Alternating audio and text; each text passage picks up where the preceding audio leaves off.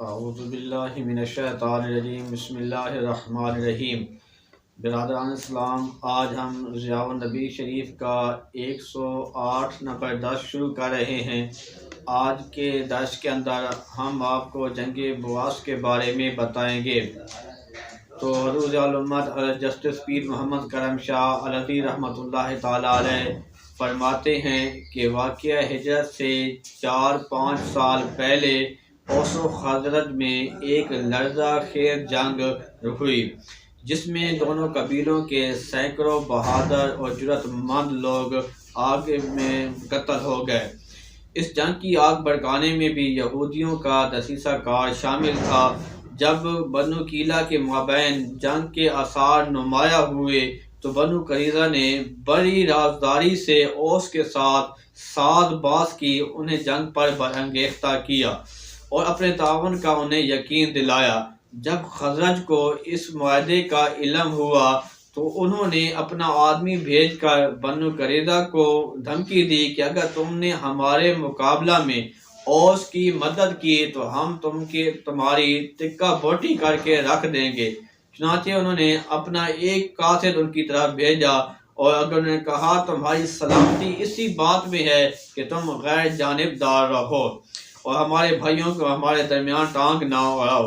بنو خزرج کے اس قاصد کو یہودیوں نے کہلا بھیجا کہ بے شک اوس کے ساتھ ہمارا معاہدہ ہوا تھا، لیکن انہوں نے ہم سے مدد طلب کی، ہم نے حامی بھی بھر لی، لیکن اب تو ہم تم سے پکا وعدہ کرتے ہیں کہ ہم اوس کی مدد نہیں کریں گے۔ انہوں نے کہا ایسی بات نہیں ہے، اگر ہم تمہارے معاہدے کو مانیں گے، تمہاری بات کو تسلیم کریں گے کہ تم اپنے بچے ہمارے پاس گروی رکھے، اگر تم نے معاہدہ توڑ دیا تو ہم تمہارے بچوں کو قتل کر دیں گے۔ چنانچہ ایسے ہوا، انہوں نے اپنے بچے ان کے حوالے کر دیے۔ جب انہوں نے بچے حوالے کیے، جنگ شروع ہو گئی۔ جنگ اتنی ہوئی کہ حتیٰ کہ اوس جو ہے وہ قبیلہ اوس والے آگے جانے لگے۔ انہوں نے اپنے بچے جو تھے وہ اپنے ابائی کے پاس بطور امانت گروی رکھے ہوئے تھے۔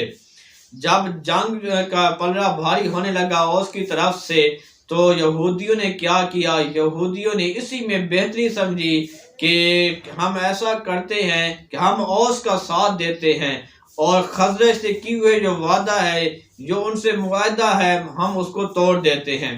چنانچہ انہوں نے اوس کو بھڑکایا، ان کو کہا تم قدم بڑھاؤ، آگے آؤ، ہم تمہارا ساتھ دینے کے لیے تیار ہیں۔ چنانچہ وہ آگے آئے، انہوں نے اس کے ساتھ دیا۔ جب بنو خزرج کو پتہ چلا کہ یہودیوں نے معاہدہ توڑ دیا تو انہوں نے اسی وقت ابائی کے پاس یہ پیغام بھیجا کہ تم ایسا کرو، ان کے جو بچے ہیں ان کو قتل کر دو۔ اور اس نے ایسا کرنے سے انکار کر دیا، وہ اس نے اس کا ساتھ دینا چھوڑ دیا۔ تو برادران اسلام، اس طرح دونوں فریقین کے درمیان جب جنگ ہوئی تو پھر جب انہوں نے غلبہ پایا، فتح حاصل کی، تو یہودیوں نے سب سے پہلا کام یہی کرنا مناسب سمجھا کہ کسی نہ کسی طریقے سے وہ ابائی کے اوپر کلہ کے اوپر حملہ کرے تاکہ بچوں کو بازیاب کرائے، اس کو خس و خاش کر کے رکھ دے۔ ان کے ایسا جب کرنے لگے وہ لوگ تو اس نے کہا کہ میری بات سنو، میں نے ان کا خزرج کا ساتھ نہیں دیا، حتیٰ کہ میں نے بارہا ان کو جنگ سے روکا ہے، میری بات ماننے کو وہ تیار نہیں تھے۔ یہ دیکھو کہ تمہارے بچوں کو میں نے قتل نہیں کیا، یہ میرے پاس حفاظت کے اندر موجود ہیں۔ تو برادران اسلام پھر انہوں نے اس کو قتل کرنے سے روک گئے۔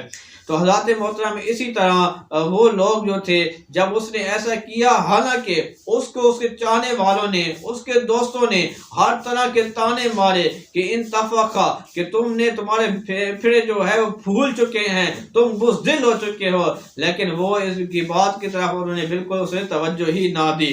تو برادران اسلام پھر انہوں نے ایسا کیا، یہ سن کر یہودی بہت خوش ہو گئے، اسے یقین ہوا کہ ان کو یقین ہو گیا کہ ہمارے بچے زندہ سلامت ہے۔ انہوں نے اس کو عداد دے دی، حتیٰ کہ پناہ بھی دے دی۔ تو برادران اسلام، اس جنگ میں اوس کا سالار حدیر تھا جو مشہور صحابی حضرت اسید کا والد تھا اور حدیب القطائب کے لقب سے ملقب تھا۔ بنی خزرج کا سالار عمر بن نعمان بیادی تھا۔ جنگ کے ابتدائی مراحل میں بنو خزرج کا پلڑا بھاری تھا۔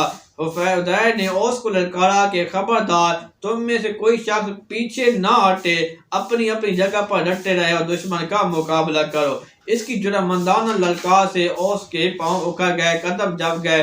انہوں نے یوں دادِ شجاعت دی کہ خزرج کو گھٹنے ٹیکنے پڑ گئے۔ تو برادران اسلام، اس وقت دو آدمی ایسے تھے، کیونکہ ہر وقت ان کا جنگ کا یہ سلسلہ جاری رہتا تھا۔ کبھی ادھر سے پلڑا بھاری ہو جاتا، کبھی ادھر سے پلڑا بھاری ہو جاتا۔ یہ خون ریز جنگ جاری تھی، حتیٰ کہ بہت سے لوگ مارے گئے تھے۔ اس وقت دو آدمی ایسے تھے جن سے یہ توقع کی جا سکتی تھی کہ وہ اس ذمہ داری کو خوش اسلوبی سے اپنائیں، یعنی کہ دونوں ایک ایسا آدمی چاہتے تھے، اس طرح کے معاملات کہ ہم دونوں ایسے ثالث مقرر کر دیتے ہیں جو ہمارے درمیان فیصلہ کیا کریں۔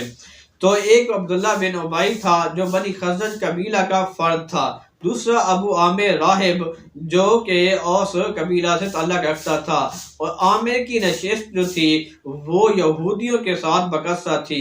وہ ان علماء سے سرکار دو عالم صلی اللہ تعالی علیہ وآلہ وسلم کے بارے میں سننا کرتا تھا، آپ کی آمد کے بارے میں، آپ کے اوصاف حمیدہ اور کمالات کا ذکر سنتا رہتا تھا۔ اس لیے حضور علیہ السلام کی محبت جو تھی اس کے دل کے اندر گھر کر چکی تھی۔ جہاں بیٹھتا حضور علیہ السلام کا ذکر خیر کرتا۔ یثرب سے وہ تیماء پہنچا، وہ بھی یہ بھی یہودیوں کی ایک بستی ہے۔ وہاں سے علماء سے بھی سرور دو عالم صلی اللہ تعالی علیہ وآلہ وسلم کا ذکر خیر حاصل کیا۔ وہاں سے شام پہنچا، عیسائی علماء سے کی خدمت میں حاضر ہوا، ان سے بھی حضور پر نور صلی اللہ تعالی علیہ وآلہ وسلم کے بارے میں دریافت کیا۔ انہوں نے بھی حضور علیہ السلام کی آمد اور حضور علیہ السلام کی صفات حمیدہ کے بارے میں اسے بہت کچھ بتایا۔ اس طویل سیاحت کے بعد پھر وہ یثرب آیا، جہاں پہنچ کر اسے دعویٰ کیا کہ انا علی دین الحنیفیت، کہ میں دین حنیف پر کار باندھوں۔ پھر وہ راہب بن گیا اور راہبوں کی طرح اونی لباس پہننے لگا، اور اس انتظار میں اپنی شب و روز بسر کرنے لگا کہ سرکار دو عالم صلی اللہ تعالی علیہ وآلہ وسلم مبعوث ہوں اور سب سے پہلے وہ بیعت کرنے کا شرف حاصل کر سکے۔ آہستہ آہستہ وہ لوگوں کی عقیدت کا مرکز بنتا گیا، لوگ اس کے مرید بنتے گئے، اچھا خاصا حلقہ مارد وجود میں آ گیا۔ نبی کریم صلی اللہ تعالی علیہ وآلہ وسلم نے مبعوث ہوئے آپ علیہ السلام جب، تو حضور کی بعثت کی اطلاع یثرب میں بہت تیزی سے پھیلنے لگی، لیکن اسے توفیق نہ پہنچی کہ جس نبی کی آمد کے لیے وہ ایک عرصہ سے چشم برا تھا، اس کی خدمت میں حاضری دے اور حاضری کا شرف حاصل کر کے اس طرح وہ اپنی زندگی کے دامن کو سعادت دارین کی دولت سے مالا مال کرے۔ وقت گزرتا گیا، حضور علیہ السلام ہجرت کر کے مدینہ منورہ تشریف لے کر آئے، وہ اس کے معتقدین کی اکثریت اس کو چھوڑ کر حضور علیہ السلام کے دست اقدس پر بیعت کرنے لگی، آپ کے دامن کے اندر وہ پیوستہ ہونے لگی، وابستہ ہوتی گئی، یہ حسد کی آگ میں جلنے لگا۔ ایک روز حضور کی بارگاہ میں حاضر ہوا اور پوچھا کہ آپ کا دین کون سا ہے جس دین کا آپ پرچار کر رہے ہیں؟ حضور علیہ السلام نے ارشاد فرمایا کہ میں ابراہیم کے دین حنیف کے ساتھ مبعوث ہوا ہوں۔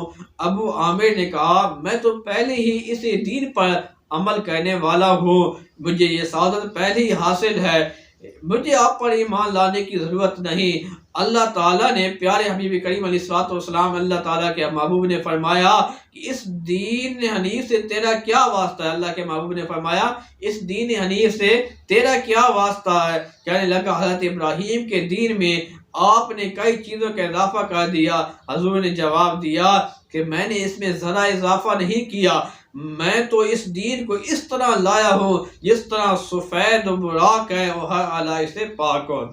اس نے یہ سن کر کہا جو جھوٹا ہو اللہ تعالیٰ سے، اپنے وطن سے، یعنی جو جھوٹا ہو اللہ تعالیٰ اسے اپنے وطن سے غریب الوطن کر کے، یعنی دور کسی غیاب و دیار بنا کر کم پرسی کے عالم میں موت دے دے۔ سرکار دو عالم صلی اللہ تعالیٰ علیہ وآلہ وسلم نے فرمایا آمین۔ حضرات محترم، چنانچہ اس کذاب نے اپنے لیے جو موت مانگی تھی اسی سے اس کو دوچار کر دیا گیا۔ پھر کچھ عرصہ بعد وہ مدینہ کو چھوڑ کر مکہ آیا۔ جب مکہ فتح ہوا، وہاں اسلام کا پرچم لہرانے لگا، وہ وہاں سے بھاگ گیا، بھاگ کر طیف پہنچا۔ جب اہل طیف نے اسلام قبول کیا تو وہاں سے بھی وہ بھاگ کر شام چلا گیا۔ وہاں جاہی غریب الوطنی کی اور نامرادی کی زندگی گزار کر وہ دائے اجل کو، یعنی کہ وہ اپنا لقمہ اجل اس کا خاک ہو گیا، وہ دنیا سے چلا گیا۔ تو نبی دو عالم صلی اللہ تعالیٰ علیہ وآلہ وسلم کی یہ جو دعا تھی، جس کے اوپر اللہ کے محبوب نے آمین کہا تھا، اللہ کے محبوب کی آمین کہی ہوئی دعا اللہ کریم نے قبول فرمائی اور لوگوں نے یہ سب کچھ اپنی آنکھوں سے دیکھا۔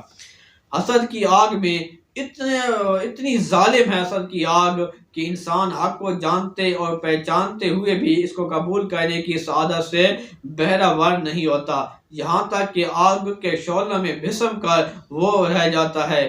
اس کے علاوہ یثرب میں ایک اور شخص تھا جو حسد کی موذی بیماری میں مبتلا تھا۔ اس کا تعلق قبیلہ بنی خزرج سے تھا۔ اس کا نام عبداللہ بن ابی تھا۔ دراز قامت تھا، باروب چہرہ، چرب زبان اور سیاست کے میدان کا شاہ سوار تھا۔ جب اوس و خزرج آئے روز کی جنگوں سے تنگ آ گئے اور اپنا ایک حکم مقرر کرنے کا فیصلہ کیا تو سب کی نگاہیں عبداللہ بن ابی پر پڑی، حتیٰ کہ دونوں قبیلوں نے یہ بالاتفاق اس کو اپنا حکم مقرر کرنے کا عزم کر لیا۔ زرگر نے آ کر اس کے سر کا ماپ لیا، یعنی کہ پیمائش کی، اور اس کے سونے کا تاج تیار کرنے لگے۔ تاج پوشی کی رسم ادا کرنے کے لیے ایک شاندار تقریب کا انعقاد کیا گیا۔ تو حضرات محترم، ابھی انتظامات ہو رہے تھے کہ اسی اثناء میں یثرب کے افق پر جمال محمدی کا آفتاب عالم مہتاب طلوع ہوا، جس کش کرنوں نے دلوں میں انقلاب پیدا کر دیا۔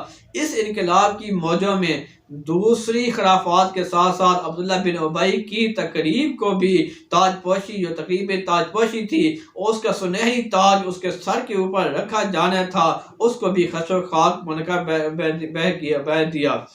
ابن ابی نے جب سارے ماحول کو یک بدلا ہوا دیکھا تو اس نے اپنی نجات اسی کے اندر سمجھی کہ وہ کھل کر اپنی قوم کی مخالفت نہ کرے، بلکہ اسلام قبول کرنے میں ان کا ساتھ دے اور کسی مناسب موقع کا انتظار کرے۔